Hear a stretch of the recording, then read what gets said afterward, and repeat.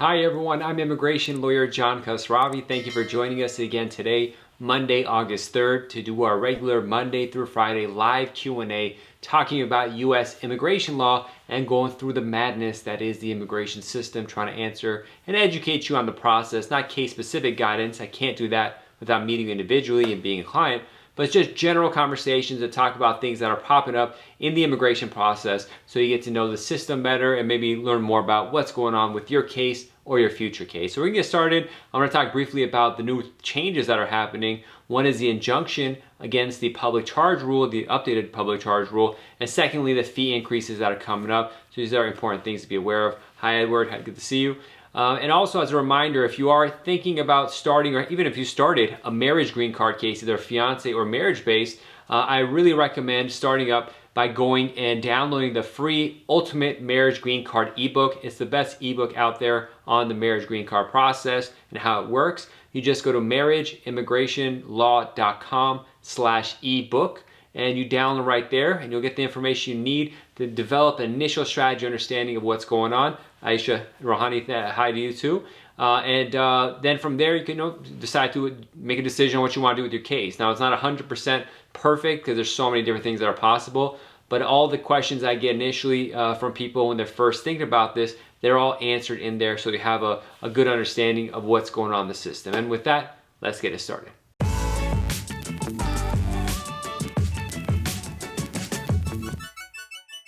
All right, we have a lot of people joining us. Thank you so much. I hope you all had a good weekend. We're back, and as the weekend happened, a lot of craziness happened. For me as an immigration lawyer, the weekend was really hectic because I think it was Thursday morning, a federal judge in New York said, we're gonna put the public charge rule that came into effect on February 24th on hold. This is from I-944. And later on, another judge said that they're going to put the DS-5540, the public charge form, if you're doing consular processing, on hold as well, which is excellent.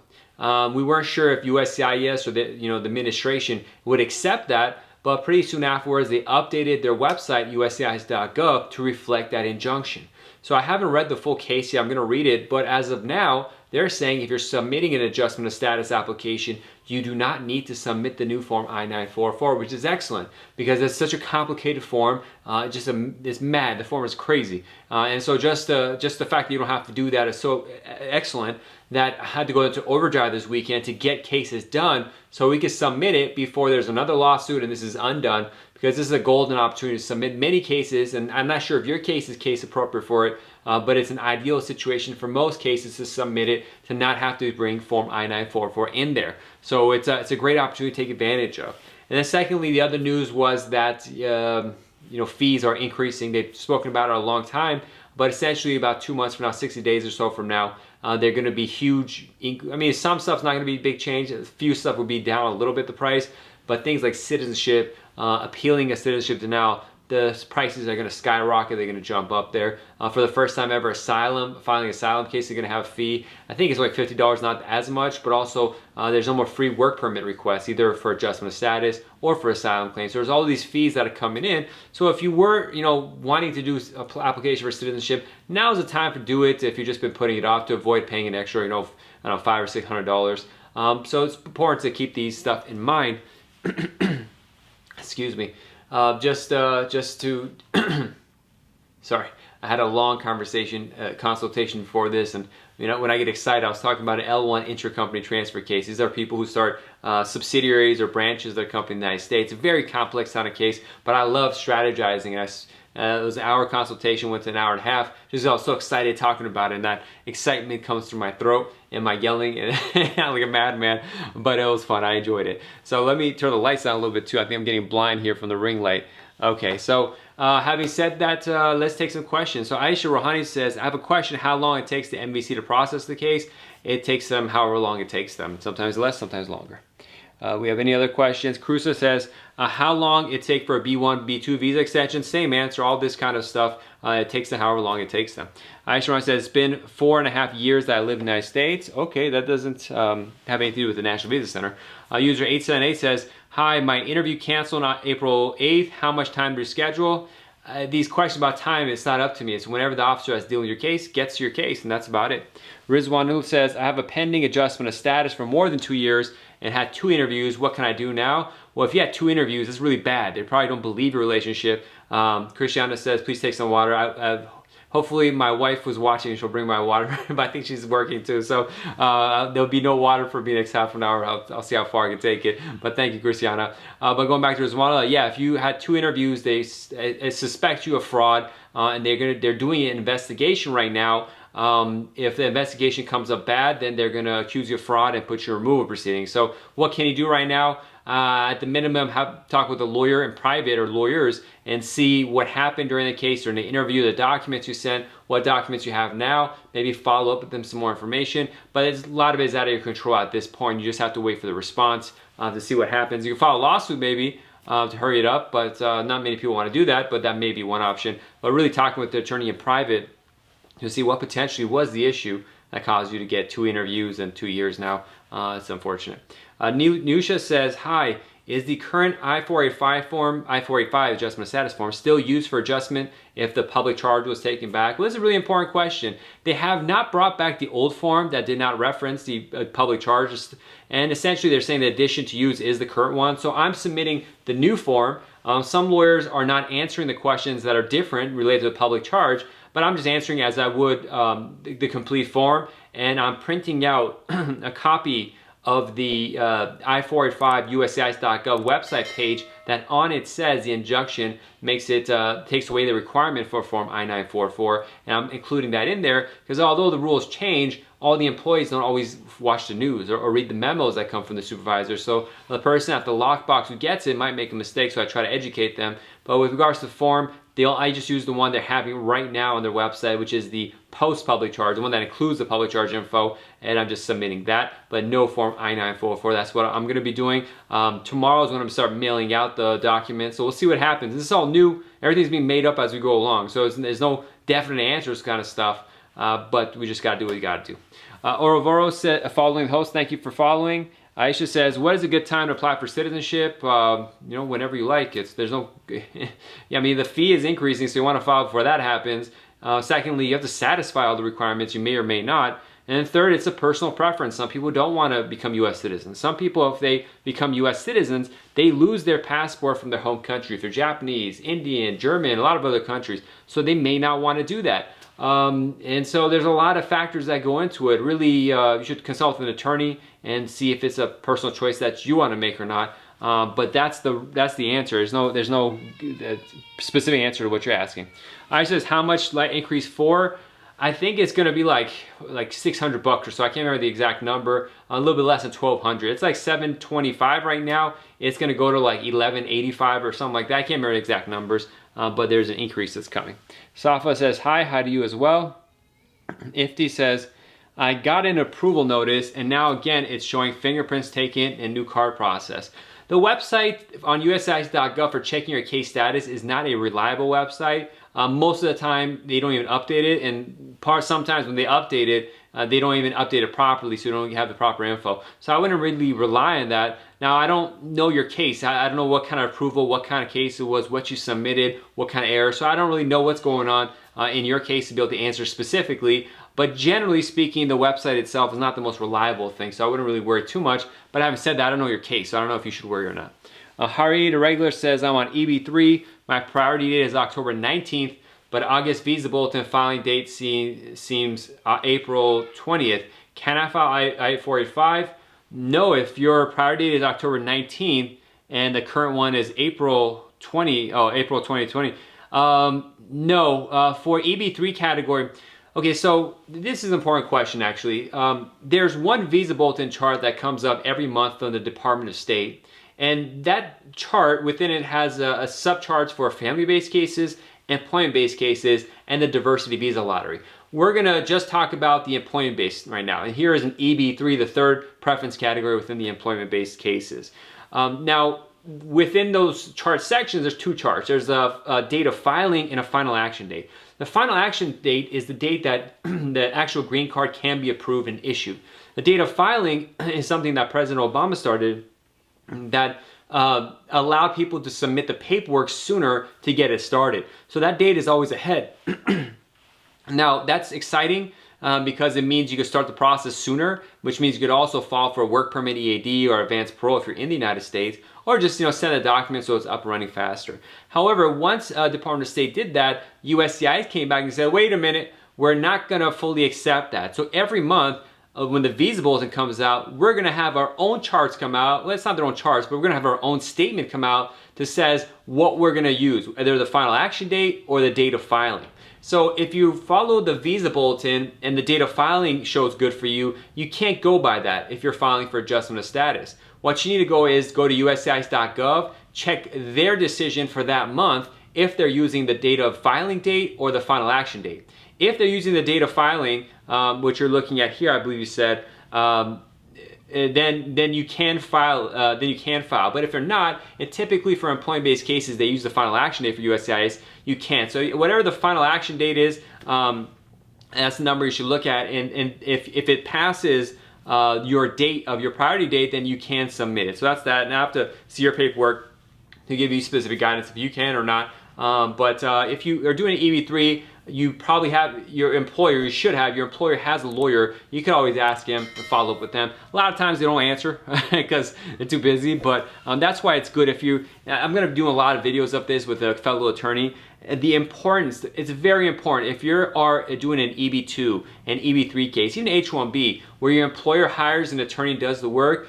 I know it's expensive, but you really should have your own lawyer, and so protect your interest. Because that lawyer that's working for the company is dealing with a lot of volume of cases, doesn't always pay attention to details of your case, unfortunately. Not every lawyer, but enough where I've seen it be a major problem that most people that do adjustment of status or even consular processing based on an employment-based case where their employer is the one who hires a lawyer and is really handling it, don't know what's going on with their case and are not getting the proper guidance and legal help. And that's why if you do have an adjustment of status case you want to file, at the very least, schedule a couple of consultations with different lawyers. Some do free consultations, some don't. I have a video, either I put it out or it's coming out today, where I talk about the 8 steps of how to get, how to choose an immigration lawyer. And one of them is talk to 5 people, have 3 of them be free attorneys with free consultations, 2 paid. Ideally that would be the situation. And get their opinion in private, because I've seen way too many, particularly Indian citizens who have, H1B, file an I-140, don't know what's going on in their case. There's issues that pop up, and they're not aware of it. And by the time, with that long wait that they have, they come to get the green card, all of a sudden they realize there's this issue that they should have realized they had many years ago, but it wasn't brought up. And so I really want to avoid those kind of stuff. Definitely consult with an attorney. Have your own attorney. That's the best thing to do. Okay, Sten says, how do I get a lawyer husband? Online websites. Safa says, hi, my something, I'm not sure what that is. Hi to you too. Zara, thanks for following. Riv says, so if I send my DACA renewal before the new decision, does that mean I'll be able to receive my renewal? Renewals apparently are still going on as normal. No advanced parole, but you just send your renewal. I'm not sure when it's going to come, but apparently DACA renewals are still happening like they were. Riv says for 2 years. I think, I'm not sure the details. I haven't read the full DACA stuff, the memo that came out. Apparently they're going to issue it for 1 year only, but I'm not positive. I haven't read the memo. There is an 8-page memo you could read that has a description there, but I haven't got too into it. I don't typically handle DACA cases. Leba says, I had to resubmit some documents to the National Visa Center. Do you have to wait 3 more weeks for response? You have to wait however long it takes them to review it. There's no set time. It could be more or it could be less. Ranjit says, my friend's graduating on December. Since USCIS is not printing work permits, is it worth it to file? No, it's not that USCIS is not printing work permits. It's sometimes not. Well, thank you. My beautiful wife just handed me some water. Thank you. It's not that USCIS is not printing. They are printing. Some work permits aren't. But if you want to get OPT, you want to stay here, you have to file it. I mean, that's it. If you want to leave, then leave. But this idea is not worth it. That doesn't make any sense. If you want to stay here for an extra year and try to get some work experience through OPT, then file. If you don't care, then go. That's what you should do. Sumaya says, the processing date on the web is over the first time period mentioned in green card for my husband. What can I do next?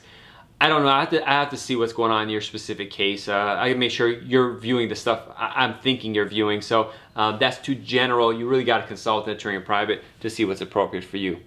Ranjit says for OPT, yeah. Leva says, like, I mean, how long will it take to respond after resubmitting? Again, they respond whenever they want to respond. So you just got to keep an eye on it. Safa says, can I extend my mom's tourist visa? Expires by September 6th. Well, you could apply to extend it. Yeah, sure. Why not? If it's valid still and before it expires, yeah, you can file an extension. Avin says, what happens if we divorce after getting conditional marriage green card? Well, that's a big topic. Talk about. I have like 30 videos on that on my YouTube page, JK Law Firm. Check it out. Definitely like, subscribe. But essentially, you got to get a lawyer first of all, because it's going to get complicated. And you got to prove that although you divorced, the relationship was real and documented heavily. So they believe you, probably eventually do an interview. So that's the answer, the short answer to that. David says, what about WAVA? You probably mean VAWA. If we don't have any proof of abuse, so because it was mental abuse, so if you don't have proof, you need to give it a lot of documentation. Now, I don't handle VAWA cases, I don't accept those cases, but you don't always need to have proof. It's better, if you had a police report, it would have been great. But sometimes these things you could just have really detailed affidavits and do an interview and talk with them, that kind of stuff. But again, I don't do VAWA, so I don't want to get too much detail, but it's not always required that you have physical proof. Madan says, hi sir, my interview was on September, so last San Francisco court open. My interview was on September last, the San Francisco court open. Your question, your sentence structure doesn't, I can't understand it. But if you're worried about when the court's open, just go check their website. It's EOIR, and then they have a list of courts opening. Just keep checking that out. That's the way to do that. Aisha says, do you know how much you got fee increase? Aisha, you're probably asking this again, but also there's like 50 different fee increases happening. But I specified earlier what it was for citizenship. My estimates of it, I can't remember exactly. Okay, user 971 asks, it has been 80 days since I submitted my marriage certificate to USCIS. No response. Yeah, you gotta wait. It is what it is. Sheikh says my EAD got approved on July 23rd. In how my days, weeks I can get my EAD. It was a renewal EAD. I don't know. Just gotta wait for it to come in the mail. It's not up to me. It's up to the USCIS to print it and the post office to deliver it. Aisha says, is there any way to bring nephew or nieces to the United States? Well, you can apply for their parents if you're a U.S. citizen. Hopefully they stay young enough so they become part of their case. Other than that, they got to find some independent way to come here that's unrelated to you as a family member. Let's see. We got some more questions, I think. Isaac says, can I apply for a tourist visa to my daughter to come here so I can file for her when she's here? Now, you have a bunch of fraud going on there. First of all, you don't apply for someone else's tourist visa. They apply for their own, but you can't apply for a tourist visa with the intent of having someone come here and stay permanently. That's misrepresentation and fraud right there. So you just apply for your daughter right now if it's possible, and then she waits it out and comes here when the time comes for a green card. Or alternatively, if she really wants to come as a tourist, stay and leave, then she could apply for that too. But as I said first, you don't apply for someone's tourist visa. They apply for their own tourist visa. Idaksu says, I got here on Visi, but okay, you guys got to write this stuff better. I got here on a visitor visa, but applied to L2, which still a process. Am I illegal? If you filed for your change of status from I-589 from a B2 tourist visa, which you had, to an L2 spouse of an intercompany transfer visa and is pending, you are in a period of authorized stay. It is technically illegal, I guess, but it's not going to be held against you. And then if your case is approved, it's all good. If you did the paperwork right, I got to check that. But if it's denied, you got to leave immediately, because then they will put you in removal proceedings. They can. They don't always do, but they can. So you're at a status right now, but they let you kind of just stay in the meantime, practically speaking, for a decision to be made on your case. They do have the right to just order you to court to go to a deportation, but they rarely do that because they want to see what the outcome of your case is. But it's still possible to do that. But overall, if you have a valid case pending, I wouldn't worry about it. Shri says, I'm a permanent resident. How long is the process after applying visa for my brother? He is under 21. Well, you can't apply for your brother if you're a permanent resident. You have to be a U.S. citizen to be able to apply for a sibling. So you can't do anything right now. Once you are a U.S. citizen, you can apply for them. Depending on what country they're from, it could be anywhere from 12, 15 to 20 years or more to get the turn. I'll need some more information, but just consult with a lawyer in private. Idakanu says, last I got a mail was it's approved, but they said I have to go back to my country to apply. Yeah, that's a major, you got 100% immediately contact the immigration lawyer. That probably means you're out of status right now and you have to go do consular processing. If you leave the country consular processing, you'll be subject to a 3 or 10 year bar potentially. I don't know exactly, but the fact pattern is really problematic. You should have had a lawyer. You shouldn't have filed anything without talking to a lawyer. If you got that letter, that's not a good situation. You need to immediately schedule a consultation with a lawyer or lawyers to talk with them about it. Human 888 says, how long is it possible for resident alien?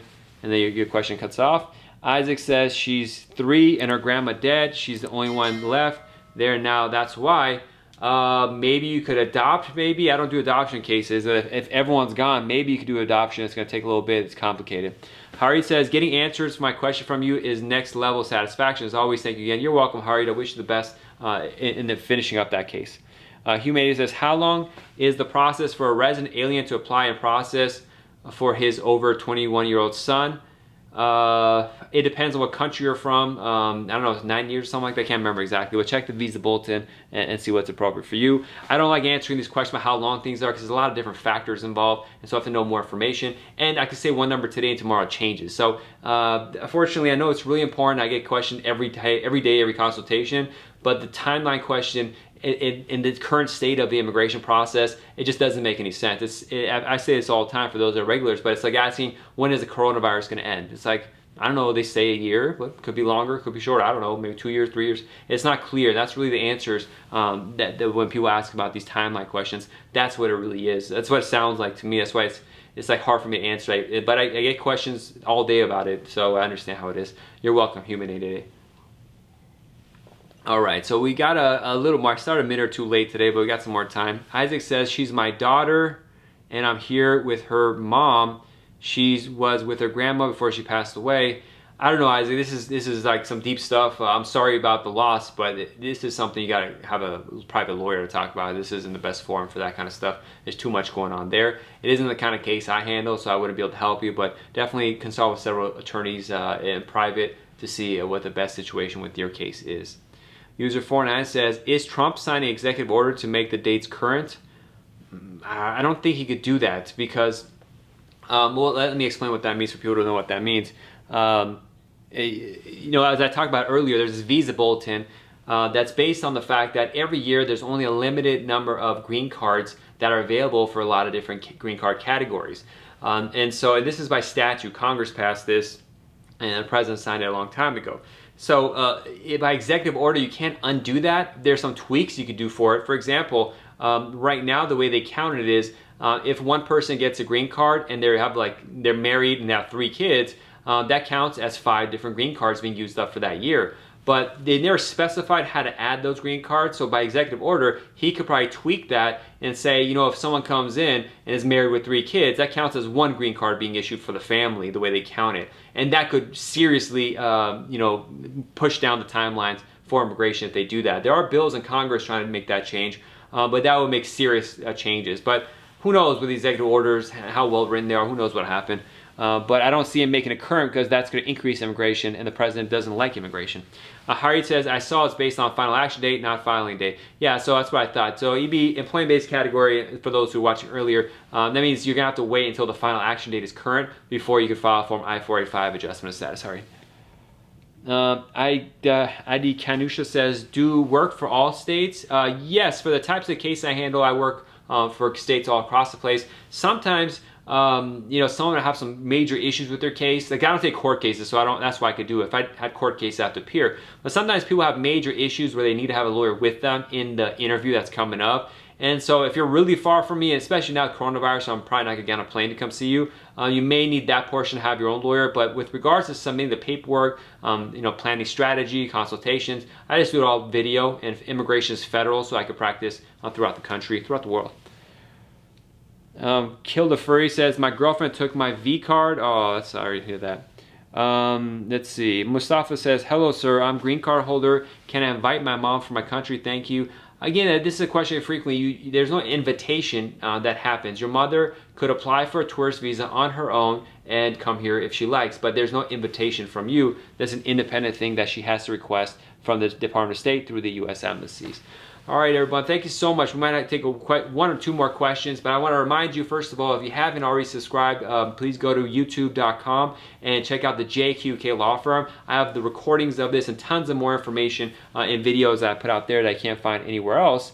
At the same time, if you're interested in a marriage green card case, go to marriageimmigrationlaw.com/ebook and download the free Ultimate Marriage Green Card ebook I wrote that will give you the basics of what you need to know when you're making that big decision. All right, we got one or two more questions. Waleed says, does I-130, I-485, and EAD get filed together? It depends on what your case is, so it's not that easy. There's more forms you have to submit too, so that's not a complete list. You should probably review that. Okay, so even if you're not doing a marriage case, you should download the Marriage Green Card ebook because it talks about this. Go to marriageimmigrationlaw.com/ebook. It breaks down when you file I-130 with the I-485 and when you don't, along with the other forms you have to submit, which are missing here. So it's really important you take a look at that. Nayasar says, I applied for my wife in cases at the NVC, but they put the interview in Amman instead of Jerusalem. Where is your wife residing and where is she in? So I need more information. Okay, Mustafa says, thank you, you're welcome. Ms. says, I submitted my I-485 and work permit. It was delivered June 11th, but still no receipt. How do we proceed? Well, they're taking a while, but first of all, see if they cashed a check. So by cashing a check, that shows that they got it and they're processing the case. But also, try calling USCIS to see what they have to say if they have any notes. That's going to be a major issue, but it could be a benefit. I mean, because when you filed on June 11th, that case was subject to the public charge rule. But if they return the case and you resubmit it, you don't have the public charge rule. So that could work to your benefit. I wonder if some people who had difficult cases could withdraw their case and refile. Maybe that'd be interesting. But probably wouldn't risk that. But I don't know your case. Maybe the public charge was not a big deal in your case. But with regard to your specific question about receipts, yeah, I would call them and check to see. First of all, see if they cashed a check. So if the fees are checked. Cash, but then call USCIS. I don't know what to tell you. It's a terrible situation. The answer at West Bank and Palestinian territories. Yeah, if you're from West Bank and Palestinian territories, you are supposed to do it in Jerusalem. I'm not sure why they switched it to Amman. You can try contacting, yeah, because it's a hassle for you to go to Jordan, get permission, all that kind of stuff. I would contact the National Visa Center. First of all, look at your I-130 to see where you said you want to do your interview. It should be in Jerusalem for an IB case like that. And then secondly, you contact the National Visa Center if that doesn't go anywhere because just tell them to make the switch, it was inappropriate, all that kind of stuff, and see what they say. Maybe they're changing the rules that we're not aware of. But my understanding is that if you're a Palestinian in the West Bank and in Gaza, you do go to Jerusalem to do your immigrant visa interview. Green Shade said, is K-1 visa affected by the Trump order? It depends on which order you're talking about because there's several different orders. I've talked about this a lot. You definitely catch the videos on the K-1 I have, but there's maybe not. I just had a K-1 approved and they're coming on next week, this Sunday actually. But you know, if you're from certain countries, it won't work out, so it really depends. But you can start the process anyways. Niausa says, thank you, so much respect. See you as well. I'm glad I could help a little bit and hopefully be able to solve that problem. But that's it for today. Thank you everyone who joined this program. We're going to be back here again tomorrow, Tuesday, August 4th. Every day, Monday through Thursday, I'm on TikTok, Immigration Lawyer John. As you know, TikTok may not be there. So if you are a TikTok person watching this, which is a huge crowd, you know, go to YouTube, go to Facebook, go to Instagram for JQK Law Firm and follow there because we'll be always do videos on the side over there. I have a Facebook camera on my right. Y'all don't see it and I don't really stare at it that much because it's not as active as TikTok, so I spend most of the time on that. But please, you know, stay tuned and I'll be continuing TikTok as long as it's going. But I guess with that, everyone, thank you so much for joining. We'll see y'all tomorrow. Bye-bye. God bless and be safe.